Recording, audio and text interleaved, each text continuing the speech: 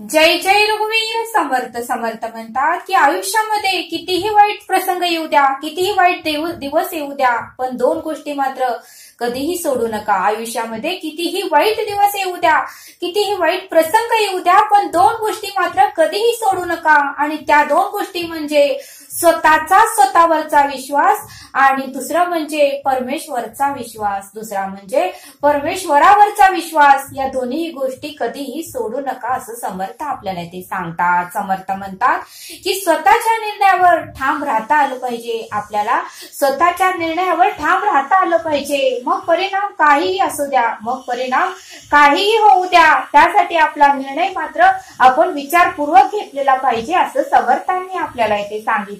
समर्थ म्हणतात की mobile hang झाल्यावर आपण रिस्टार्ट करतो. समर्थ म्हणतात की मोबाईल हँग झाल्यावर आपण रिस्टार्ट करतो. लॅपटॉप हँग झाला की आपण रिस्टार्ट करतो.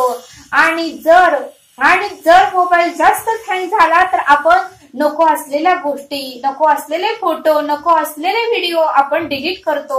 लॅपटॉप मध्येही नको असलेल्या फाईल, नको असलेले फोल्डर आपण डिलीट करतो. तसं समर्थ म्हणतात की आपणही आपल्या मनामधले, आपणही आपल्या विचारामधले वाईट विचार हे डिलीट करता आलं पाहिजे. तरच आपल्याला नवीन स्वप्न पाहता येतील, तरच आपल्याला नवीन वाट दिसेल, तरच आपल्याला नवीन मार्ग दिसेल असं समर्थ आपल्याला इथे सांगतात. समर्थ म्हणतात की आपले स्वप्न पूर्ण करण्यासाठी आपल्याकडे एनर्जी ही स्पेशल पाहिजे. आपले स्वप्न पूर्ण करण्यासाठी आपल्याकडे एनर्जी ही स्पेशल पाहिजे. आणि त्यासाठी आपणही आतोनात प्रयत्न केले पाहिजे, तरच आपलं स्वप्न पूर्ण होईल असं समर्थ आपल्याला इथे सांगतात. समर्थ म्हणतात की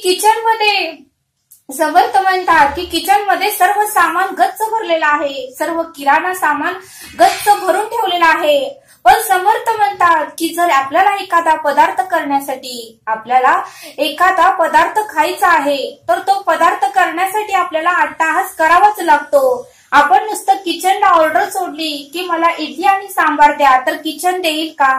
त्यासाठी आपल्याला किचन मध्ये जावं लागेल. आपल्याला जो पदार्थ खायचा आहे त्या पदार्थाची आपल्याला तयारी करावं लागणार आहे. आपल्याला अट्टाहास करावा लागतो आणि तेव्हाच कुठं आपल्याला तो पदार्थ खायला मिळतो. आपण जेवण तयार करावंच लागतं, तेव्हा कुठं जेवण आपल्याला खायला मिळतं. तसं समर्थ म्हणतात की कोणतीही गोष्ट करण्यासाठी आपल्याला स्वतःला पहिल्यांदा त्रास सहन करावाच लागतो, पहिल्यांदा स्वतःला कष्ट करावंच लागतं आणि मगच आपल्याला फळ मिळतं असं समर्थ आपल्याला इथे सांगतात. समर्थ म्हणतात की आपल्याला वाटतं की कोणीतरी माझ्या आयुष्यामध्ये येईल. आपल्याला नेहमी वाटत असतं म्हणले समर्थ की कोणीतरी माझ्या आयुष्यामध्ये येईल, कोणीतरी मला मदत करेल, कोणीतरी मला पुढे नेईल, कोणीतरी माझं स्वप्न पूर्ण करेल असं आपल्याला नेहमी वाटतं, असं आपल्या मनाला नेहमी वाटतं आणि म्हणूनच आपण शांत बसतो. तर समर्थ म्हणतात की तो विचार तू आता सोडून दे. समर्थ म्हणतात की असा विचार करायचा तू सोडून दे. असा जर आपण विचार करत बसलो, असाच जर आपण इतर कोणी आपल्याला मदतीला येईल असा जर आपण विचार करत बसलो, तर आपण म्हातारं झालो तरी आपलं स्वप्न मात्र कधीही पूर्ण होणार नाही.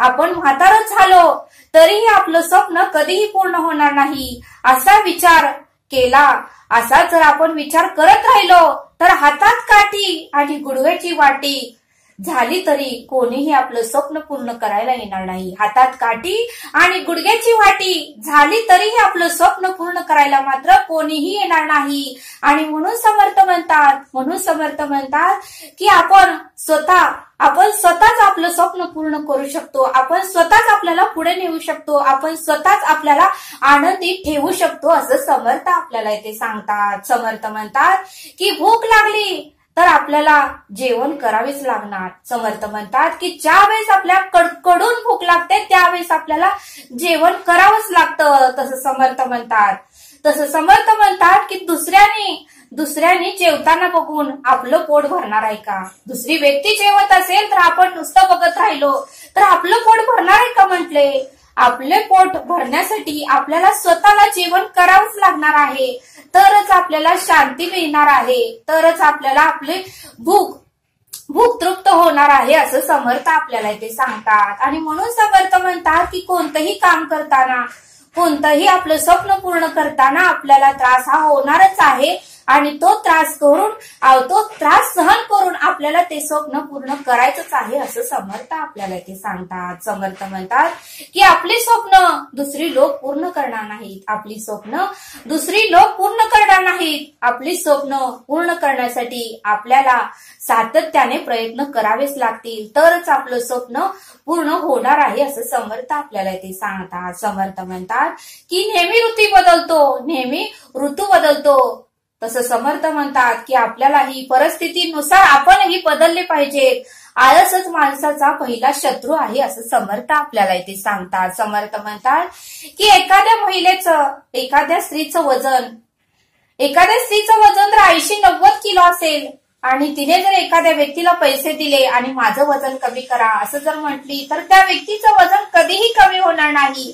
त्या व्यक्तीला आपलं वजन 50 किंवा 60 जर करायचं असेल तर त्या व्यक्तीला रोजचे 2 तास तरी त्या व्यक्तीला व्यायाम करावा लागणार आहे. रोजचा थोडा वेळ तरी त्या व्यक्तीला चालत जावं लागणार आहे. सकाळी 1 तास, संध्याकाळी 1 तास न चुकता त्या व्यक्तीला व्यायाम करावाच लागणार आहे. तरच त्या व्यक्तीचं वजन कमी होणार आहे. तरच त्या 80 किलो स्त्रीचं वजन हे 50 किलो पर्यंत होऊ शकतंय. तसं समर्थ म्हणतात की कोणतंही कार्य करताना, कोणतंही स्वप्न बघताना, काहीही करताना स्वतःला हा त्रास सहन करावाच लागणार आहे, तरच ते पूर्ण होणार आहे असं समर्थ आपल्याला इथे सांगतात. समर्थ म्हणतात की आता आपल्याला समुद्रासारखा विचार करायचा आहे. आता आपल्याला समुद्रासारखा विचार करायचा आहे.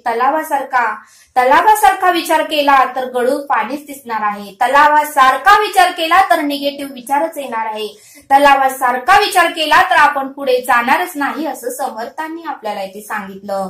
म्हणून समर्थ म्हणतात की समुद्रासारखाच आपल्याला विचार करायचा आहे असं समर्थांनी आपल्याला इथे सांगितलं. आणि म्हणून समर्थ म्हणतात की आपण जर रस्त्याने जात असताना जर आपल्या रस्त्यामध्ये जर नदी आली तर पूल टाकण्याचा प्रयत्न करा. आपण जर समुद्राच्या पलीकडे जायचं असेल तर जहाज बांधण्याचा प्रयत्न करा. आणि जहाजच नाही बांधता आली तर विमानातून पुढे जाण्याचा प्रयत्न करा, पण थांबू नका असं समर्थांनी आपल्याला इथे सांगितलं. आणि म्हणूनच समर्थ म्हणतात की आपल्या मनातले साठलेले विचार आहेत ते हळूहळू काढून टाका. आपल्या मनातले जे वाईट विचार आहेत ते हळूहळू काढून टाका, तरच आपल्याला उत्तम विचार करता येतील असं समर्थांनी आपल्याला इथे सांगितलं. समर्थ म्हणतात की 2 पाटी भांडी आहेत आणि ती धुण्यासाठी अर्धी बादलीच पाणी आपण घेतलं. ती धुण्यासाठी अर्धी बादलीच पाणी घेतलं तर ती भांडी स्वच्छ निघणार नाही. तसं समर्थ म्हणतात की ती भांडी धुण्यासाठी आपल्याला 2 बादल्या तरी पाणी लागणारच आहे. ती भांडी धुण्यासाठी आपल्याला 2 बादल्या तरी पाणी लागणारच आहे. तसं समर्थ म्हणतात की आपले निगेटिव्ह वाईट विचार जाण्यासाठी सतत आपल्याला पॉझिटिव्ह विचार करावा लागणार आहे. आपले निगेटिव्ह व वाईट विचार जाण्यासाठी सतत आपल्याला चांगला आणि जास्त पॉझिटिव्ह विचार करावाच लागणार आहे, तरच आपले निगेटिव्ह विचार हे निघून जाणार आहेत असं समर्थांनी आपल्याला इथे सांगितलं. आणि म्हणून समर्थ म्हणतात की आपले वाईट विचार हे भरपूर आहेत आणि निगेटिव्ह विचार हे भरपूर आहेत आणि पॉझिटिव्ह विचार मात्र थोडेच आहेत. त्यामुळेच आपली प्रगती होत नाही. आणि म्हणून समर्थ म्हणतात की वाईट विचार काढून टाका आणि पॉझिटिव्ह विचार वाढवा, सकारात्मक विचार वाढवा, तरच तुमची प्रगती होईल असं समर्थांनी आपल्याला इथे सांगितलं. समर्थ म्हणतात की काही प्राप्त करण्यासाठी आपल्याला प्रयत्न करावेच लागणार आहे. काहीही प्राप्त करून घेण्यासाठी आपल्याला प्रयत्न करावेच लागणार आहे. दुसरे जण फक्त सल्ला देतील, मार्ग दाखवतील, पण मात्र आपल्याला ते मदत करणार नाहीत. आपली स्वप्न पूर्ण करण्यासाठी आपल्यालाच प्रयत्न करावे लागतील असं समर्थांनी आपल्याला इथे सांगितलं. समर्थ आपल्याला एक बोध देतात. एक राधिका आणि गीता हे शाळेमध्ये दोघेही मैत्रिणी होत्या. त्यांच्या शाळेमध्ये धावण्याच्या स्पर्धा होत्या. राधिका आणि गीता या दोघींच्याही शाळेमध्ये धावण्याच्या स्पर्धा होत्या. दोघीही 10वीला होत्या. त्यावेळेस राधिकाच्या घरातले राधिकाला म्हणाले, राधिका काहीही होऊ दे, पण तू या स्पर्धेमध्ये जिंकूनच दाखवायचं. आम्हाला काहीही सांगायचं नाही, पण तू या स्पर्धेमध्ये जिंकूनच दाखवायचं. आणि आमची कॉलर तू ताट करायची, असं राधिकाचे आई वडील राधिकाला म्हणाले. आणि ज्यावेळेस स्पर्धेचा दिवस आला, राधिकानेही खूप प्रॅक्टिस केली होती, गीतानेही प्रॅक्टिस केली होती.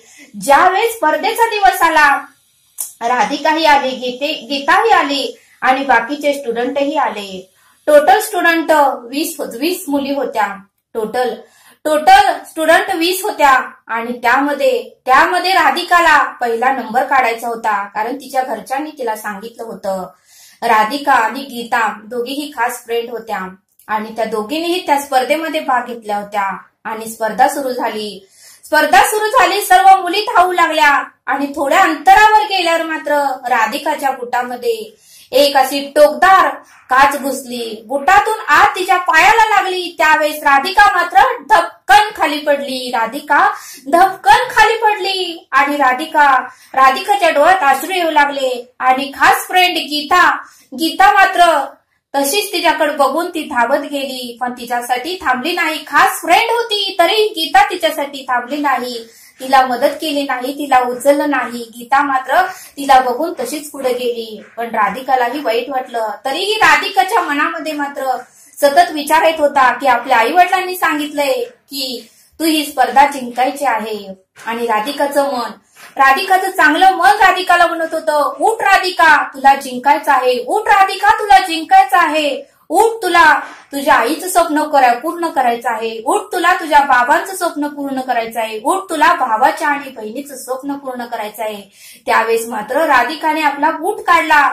त्यातली घुसलेली काच होती तीही काढली आणि फेकून दिली. आणि आपल्या पायाला तिने रुमाल होता तिच्याकडे, घट्ट असा तिने रुमाल बांधला आणि नंतर तिने बूटही घातला. बुटाचं बंदही तिने घट्ट बांधलं. आणि एवढ्या तिने स्फूर्तीने, एवढ्या सामर्थ्याने राधिका पळाली.